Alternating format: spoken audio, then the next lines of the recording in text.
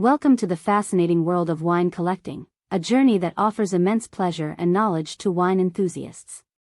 For beginners, starting a wine collection can be both exciting and daunting, but it's a pursuit that can bring years of enjoyment and appreciation.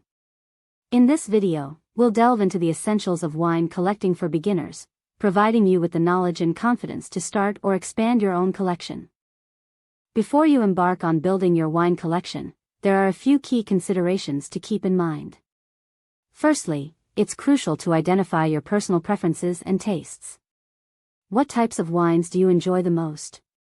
Do you have a preference for red, white, or sparkling wines?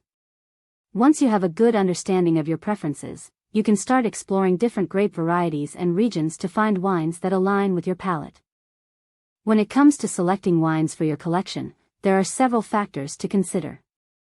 Exploring different grape varieties is key to diversifying your collection and discovering new flavors.